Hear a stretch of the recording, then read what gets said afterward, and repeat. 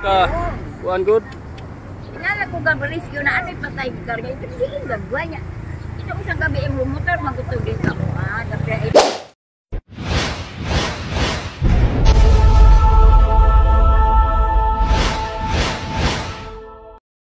Good morning.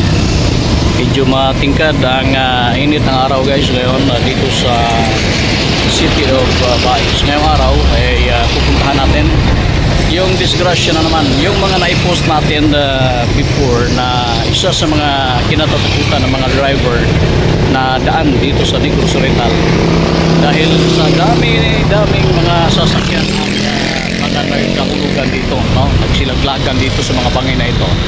Kahapon meron na naman tayong nagpunang report na may nalaglag na naman isang truck di karga na puno ng sugarcane o tubo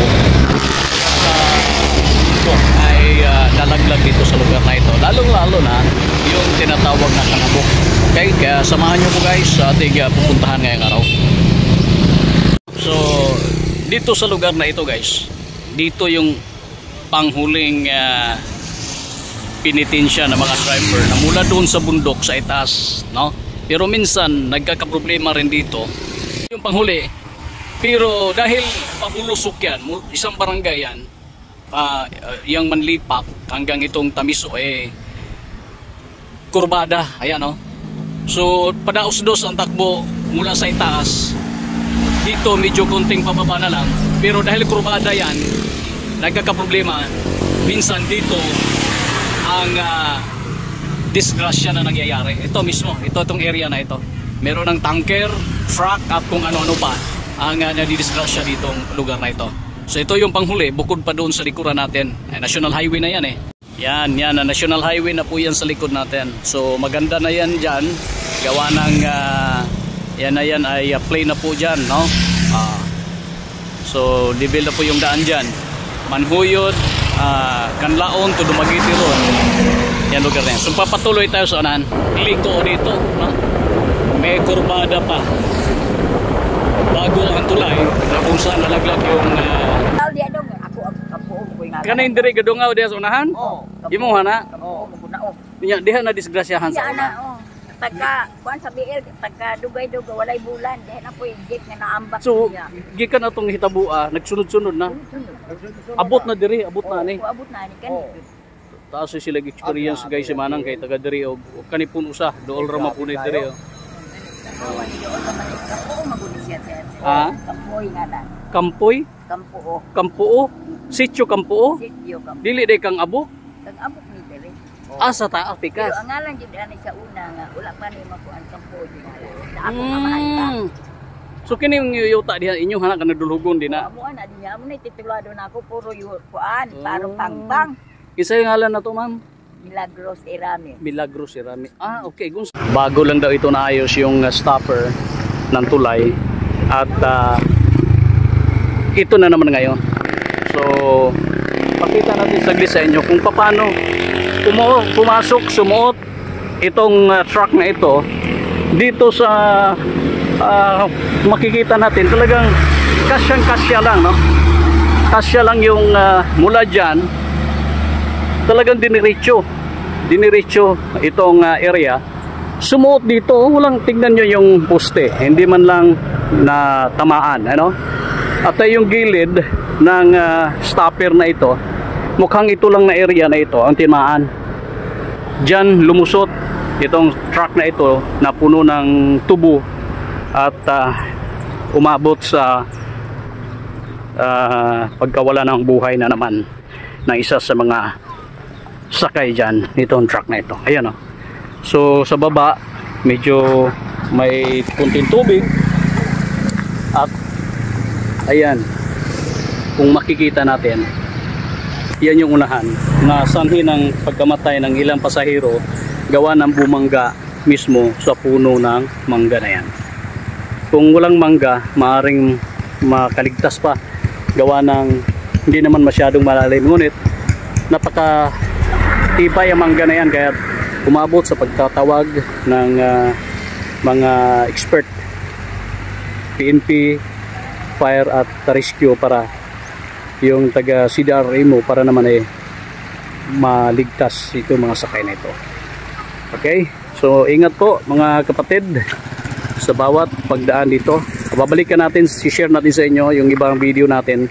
2 weeks ago, if I am not mistaken, meron tayong na-post na isa sa nagiging babala na rin sa lahat na mag-ingat kapag padaos-os na ang daan dito mula dun sa may bandang nahan. Thank you. Okay, so ito na yun. Ito na yung area guys, no? Na kung saan ay yung sinasabi natin na malimit nagkakaroon ng disgrasya. Ilang mga sasakyan ang nalaglag dito. Sabi nung isa sa taga rito na meron palang isang bus noon na nahulog, yung tinatawag nila na BL, sa kanyang lupa doon sa bandang unahan. At ito ay nadisgrasya, lula ng mga ilang mga pasahero, kasi pasahero daw yun. Nagmula noon, ito na nga, naganap ang sunod-sunod na disgrasya dito sa area. Bago lang daw ito na ayaw. Salamat po, no, sa inyo, sa lahat nating mga driver, sa lahat nating mga motorista, mag-ingat po. Hindi lang dito, kundi sa ibang mga lugar, lalong-lalo na kapag ganito ang area na napaka-curve. Kasi tuloy-tuloy ang kurbada dito kurbadahang dito guys, ditong area, mula sa Tamiso, Manlipak area hanggang Pamabinay na yan. Siguro mga Panyabuna na ata kung hindi ako nagkakamali, na medyo maganda na yung daan, tuloy-tuloy na yung daan, walang kurbadahan papunta na ng Mabinay. Pero dito sa area hanggang doon, malayo pa talaga ang lalakbayin mo na. Halos ganito palikot.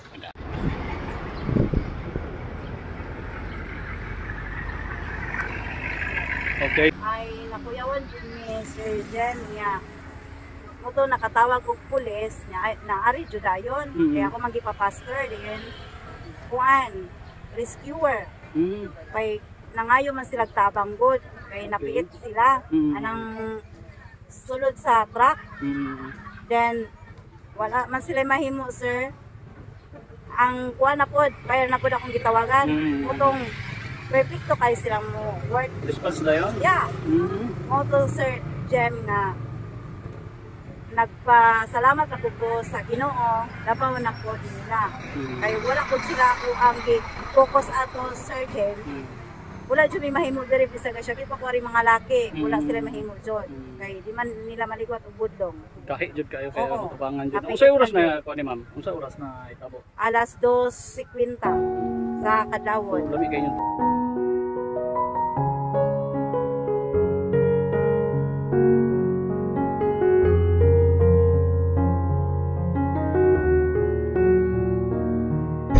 Malimit ang disgrasya sa lugar na ito. Isa sa nakapatindig balahibo ay yung sinabi ng matanda na simula nung may bus na laglag, yung sinasabi niyang BL sa may bandang unahan na kung saan napakahaba ang bangin, sunod-sunod na ang mga ganitong insidente. Mula doon sa may paanan ng bundok, yung sa Tamiso, hanggang doon sa may bandang unahan ay meron ng mga ganitong mga pangyayari. Kaya iba yung pag-iingat po mga kapatid sa mga nais dumaan dito, lalong-lalo na sa area na ito dahil napaka-curve ang kurbadahan na ito. Ang Traffic Management Office ng City of Bais ng Negros Oriental ay lagi na nanawagan sa lahat, lalong-lalo na sa ating mga motorista at kung sino man, lalong-lalo na pag nag-travel sa ganitong lugar, ay mag-ingat dahil aminado sila na dito ay di naiiwasan ang disgrasya.